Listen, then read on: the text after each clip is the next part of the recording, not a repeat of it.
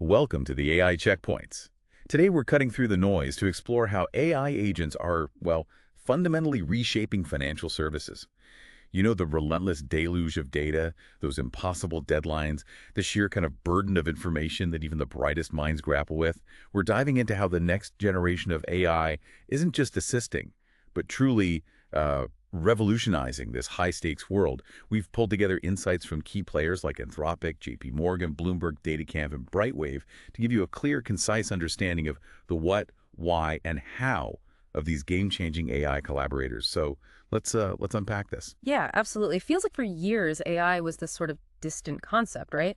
But now we're seeing it directly address these huge real-world pain points, especially in finance. And as you hinted, the why here is just incredibly compelling. Compelling. Just Yeah. putting it mildly. I mean, when you hear someone like Kate Jensen from Anthropic describe the reality for financial pros, she talked about being 3 coffees deep, 3 a.m., furiously checking that last model, 100 tabs open, with a 5 a.m. prep call looming for a 6 a.m. client meeting.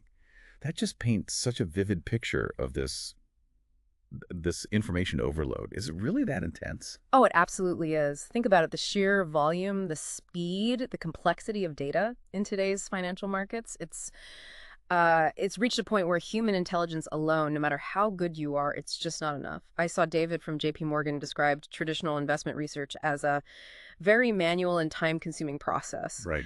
And that just fundamentally limits how much you can scale. How can you possibly provide nuanced insights across thousands of products backed by years of data when you're basically drinking from a fire hose? Yeah, impossible. It's just, yeah, impossible for a human to keep up with that breadth and pace. And that inability to keep up, it has a real human cost, doesn't it? I remember reading Mike Conover from Brightwave. He didn't mince words. He described junior analysts being tasked to do the impossible on extremely tight deadlines. Called it a meat grinder environment. Oof. Yeah. But this isn't really about replacing people, is it? It feels more like shifting what we consider human work. Exactly. That's the key point. Just like spreadsheets, transformed accounting away from manual ledgers, AI agents are set to elevate the whole level of thinking in finance. Tasks we think of as human-level intelligence, now crunching endless numbers, compiling basic reports, they'll seem pretty rudimentary in the future. Like Richie from DataCamp pointed out, the goal is tackling those boring bits, right? Like report writing. That frees up the human analysts to focus on the higher value stuff. The strategic thinking, client relationships, the really deep insights that, frankly, only a human can deliver. It's not just augmentation for efficiency, it's really augmentation for elevation. Okay, so if that's the powerful why driving this shift, the obvious next question is, what exactly are these financial AI agents we keep talking about? How do they actually work? Great question, because they're definitely not just another chatbot, right? Kate Jensen from Anthropic, she described them as a kind of unified intelligence layer, a virtual collaborator built specifically for financial analysts. And she really emphasized they're designed with the necessary nuance, accuracy, and reasoning for that complex financial work. Okay. And JPMorgan, for their own internal system, Jane from their team mentioned they call them domain-specific QA agents, so very specialized. Domain specific. So not just a general AI dropped into finance. It's built for finance. Nick Linton from Anthropic broke down what a really solid AI financial solution looks like into 3 critical pillars. Can you walk us through those? Sure. So the first pillar is the models themselves. And again, we're not talking generic large language models here. These are models specifically trained on finance domain knowledge. They get really good at things like data analysis at scale, financial reasoning, even manipulating Excel files directly. Wow, Excel too. Yeah. And get this as a sort of proof point, Fundamental Labs has an agent called Shortcut built on Anthropic's Claude Opus model.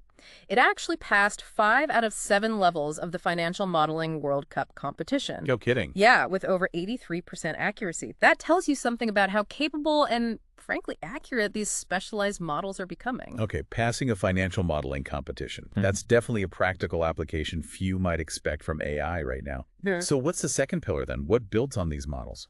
The second pillar is agent capabilities. These are basically flexible tools that let the AI do things with the information. Think about building multimodal reports like full pitch decks or investment memos, or analyzing and visualizing data dynamically, benchmark analysis, stock charts, that kind of thing. And crucially for finance, they can natively read and write Excel and PowerPoint documents. It's about giving the AI the power to do the practical, everyday tasks an analyst does. And the third pillar, what ties it all together? The third one, often overlooked, but absolutely critical, is a flexible platform. This isn't just having access to data sources. It's about seamlessly integrating all those core finance data sources professionals rely on constantly. FactSet, S&P Global, Dupa, Morningstar, PitchBook. Usual suspects. Exactly. Plus internal sources like Box or data platforms like Databricks, Palantir, Snowflake. It's about giving the AI agent the complete trusted context it needs to actually work effectively. Without that deep integration, the AI is kind of operating blind, Yeah. which really limits its real-world value. This integration is like the crucial nervous system. That makes total sense. Context is everything. Okay, so drilling down a bit more, how do these agents actually carry out their tasks? I saw Duda Puritunder from DataCamp highlighted some key characteristics. Yeah, that was a good breakdown. Firstly, they use tools. This means they can actually perform external actions like looking up concepts online, searching for recent news articles, pulling in real-time info. Okay. Secondly, they have memory. So they can access a knowledge base, maybe internal documents, or even remember past parts of the conversation to provide context to the language model. Super important. Right. Thirdly, and this is maybe the most impressive bit, they have planning capabilities. They can break down complex instructions into logical, step-by-step workflows. It's something we humans do naturally, but for an AI, it's a big deal. And that planning relies on what Judah called their reasoning ability. Oh, right? yeah. That's where the real smarts come in. Exactly. Reasoning lets them pick up on the nuances in a problem and figure out a logical path to solve it. It's not just following a script, it's adapting. Now, it's important to note, while they can operate independently step by step, they usually have what's called limited autonomy, meaning human oversight is always necessary. You need that check for accuracy to steer the results, especially in high-stakes areas like finance. And this brings up an important distinction. Jakuda also made the difference between AI agents and agentic AI. Oh, right. That sounds subtle, but probably key for our listeners to understand. What's the difference there? So AI agents, like we're mostly talking about today, are task-oriented. They have limited autonomy, learn from instructions in their knowledge base, and focus on achieving specific, defined tasks. Think of them as specialized assistants. Agentic AI, on the other hand, is more goal-oriented and has higher autonomy. Think of like the OpenAI swarm example people talk about. It can potentially relearn and optimize its own performance automatically to achieve a broader goal, maybe with less direct human input. Oh, okay. For financial services now, though, the task-oriented AI agent with that built-in human oversight loop is really the practical focus. Precision, auditability, safety, those are paramount. That makes a ton of sense, especially, when billions are potentially on the line. Okay, let's shift gears then to the how. How are these things actually succeeding out there in the real world? Anthropic shared some pretty incredible stories, like at AIG with underwriting. Yes, that AIG example is fantastic. What used to take them weeks for underwriting now apparently takes days. Wow. That compresses the timeline by more than 5x, according to Kate Jensen. And at the same time, it boosts accuracy from around 75% up to 90%. Huge jump. Huge. It means underwriters can serve customers better and faster. That's a fundamental improvement to a core business process. That's a serious efficiency gain. Yeah. And it's not just for massive companies, right? I heard about an example with a hedge fund analyst, too. Oh, yeah, definitely. Nick Linton from Anthropic described this analyst, Sarah. She apparently transforms a typical 4 to 5 hour scramble into solid analysis in under 30 minutes. Get out. Well, the AI Claude, in this case, pulls from multiple data sources all at once. S&P Global for transcripts, Morningstar for reports, Box for internal stuff, Dupa for financials, SEC Edgar for filings, FactSet for estimates, all simultaneously. Okay, so it gathers everything. And then it synthesizes intelligence, not just raw data. It creates visualizations, annotated stock charts, comparison tables. It builds fully auditable DCF models, discounted cash flow models, super fundamental. Yeah. And then it generates professional investment memos, properly cited and everything. It's not just faster. It potentially uncovers insights you might miss under time pressure. It elevates the quality of the analysis. That's a total game changer for individual analysts. Yeah. And the impact isn't just individual, right? I mean, think about the Norwegian Sovereign Wealth Fund, NBIM, the world's largest. Exactly. They've apparently seen 20% productivity gains, which translates to, get this, 213,000 hours back a year. That's time they can put back into making better decisions, generating higher returns. Nikolai, their CEO, apparently said Claude has become indispensable for them.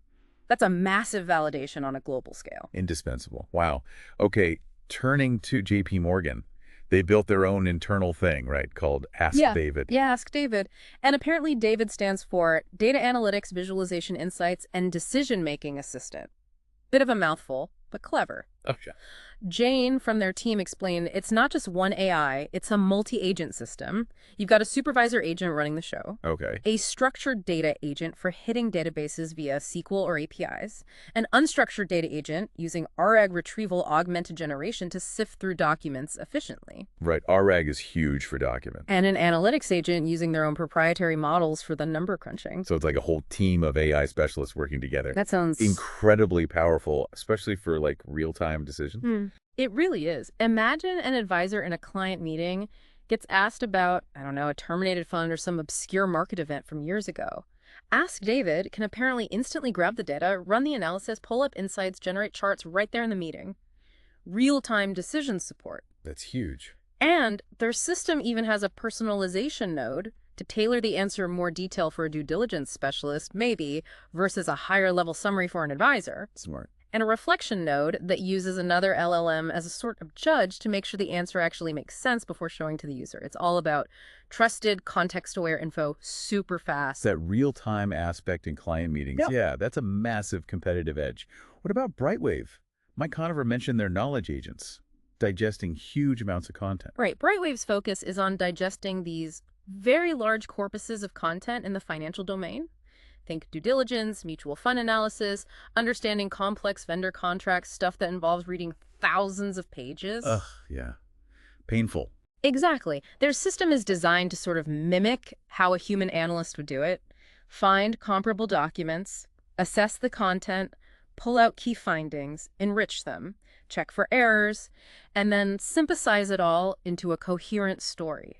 And a key thing Mike Conover highlighted was their focus on revealing the agent's thought process. Transparency there. Totally. They use things like clickable citations, so you can see exactly where the info came from, and structured interactive outputs, which sounds like you can kind of pull the thread and drill down into specific findings, like using a magnifying glass on the text. Okay, that makes sense. Building trust by showing the work. Precisely, which is absolutely non-negotiable in finance.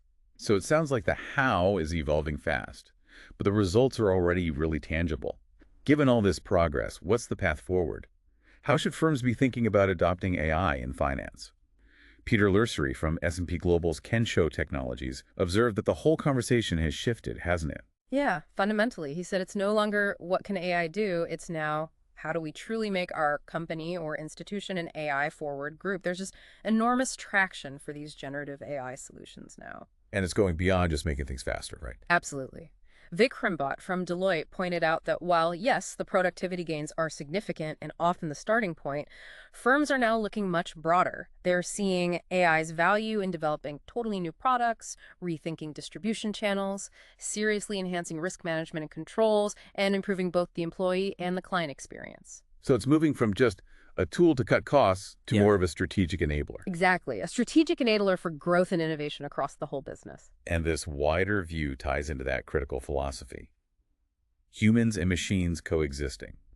Don Vu from New York Life really stressed that driving the human change at speed and scale is crucial. Yeah. Talk about things like executive academies to get leadership truly bought in, hackathons to spark that internal creativity, and really comprehensive training for everyone, developers and general users. And building the right culture is paramount. Peter Lersery said top-down leadership commitment is absolutely crucial, but it has to be coupled with embracing that bottom-up innovation from people actually doing the work. Right. Fraud from the Norwegian Sovereign Wealth Fund mentioned their CEO's enthusiasm was really setting the scene internally, driving that cultural shift. And Lloyd Hilton from HG Capital echoed that they deliberately immersed their executives, got them hands-on with the tech. It's all about fostering that culture of experimentation. Letting people try things out without fear. Exactly. Seeing AI as an ally, not a threat. Okay, that brings up the classic question, though. Build versus buy, especially with AI moving so incredibly fast. Yeah, it's a big one. Don Vu suggested that many financial institutions are finding it more strategic to partner with companies like Anthropic for those foundational enterprise solutions. Why is that? Because it frees up their own internal developers, who are always a scarce resource, to focus on building the truly proprietary and specific organizational solutions that give them a real competitive edge. Focus on what makes them unique. Precisely. Michael from D.E. Shaw kind of reinforced this, noting that the sheer speed of AI change makes building and deploying those foundational capabilities internally somewhere between difficult and impossible. Partnering lets you leverage state-of-the-art AI without having to constantly reinvent the wheel, so your team can focus on the custom stuff that differentiates your business. Makes sense. And underlying all of this, especially in finance, has to be trust and verification, right? Non-negotiables. Absolutely non-negotiable. Kate Jensen from Anthropic put it simply: AI systems in finance must be helpful, harmless, and honest. Safety and trust have to be the bedrock. And Anju Kamadur from Bloomberg was very clear. Guardrails are non-optional. Like, the system must reject requests for financial advice. No gray areas there. Done. Jane from JPMorgan mentioned combining an LLM as a judge, using AI to check AI alongside human review as a powerful way to scale up evaluation while keeping things accurate and reliable. Interesting approach. And Anju Kamadur also warned that upstream systems, the data sources coming in, can be fragile and evolving. So you have to build in your own safety checks, even within your organization.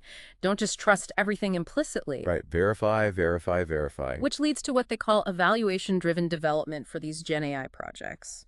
Jane advised, basically, start early, think hard about the metrics, accuracy, conciseness, is it heading the right way, and continuously build confidence. The evaluation phase is often longer than the initial build phase for Gen AI. Okay, that's a key practical tip. Finally, we got to address the elephant in the room for employees. The fear about jobs. Yeah, you have to. Don Fu had a great line: AI is not going to take your job, but someone using AI will. That's the message. It's about empowerment. Empowering every employee with AI tools and training helps them see it as a companion and a co-pilot, something that makes their work more effective, not obsolete. And how do you get people comfortable? Michael from D.E. Shaw had a neat suggestion. Encourage personal experimentation. Use AI for personal stuff, like planning family activities or writing emails. Lower the stakes. Exactly. Get comfortable with it in your own life. Build that muscle, as he put it, that dramatically increases comfort and willingness to adopt it at work. That personal connection often makes the biggest difference. Yeah, when you see how it helps you, the fear factor really diminishes. It shifts from being a threat to being, well, an indispensable partner. Exactly. A partner in innovation. So it's crystal clear AI agents are transforming finance. Not just automating tasks, but fundamentally changing how decisions get made, how insights are uncovered. From handling that data nightmare to giving real-time strategic backup, these systems are just reshaping what's possible. The future here isn't really human intelligence or AI, is it? It's about this powerful, trusted collaboration between the two, making everyone more effective, more efficient. Couldn't agree more. The question now isn't if AI will be part of your financial future, but maybe how quickly you can embrace it to unlock those new levels of insight and productivity. Are you ready for that shift? It's definitely an incredibly exciting time to be in finance, I think. The potential for insight, for productivity, when humans and AI really work together. It's unparalleled. The adoption journey is still beginning, for sure, but the foundational pieces are clearly falling into place for a really transformative era. Hit like and subscribe if you like the content. See you next time.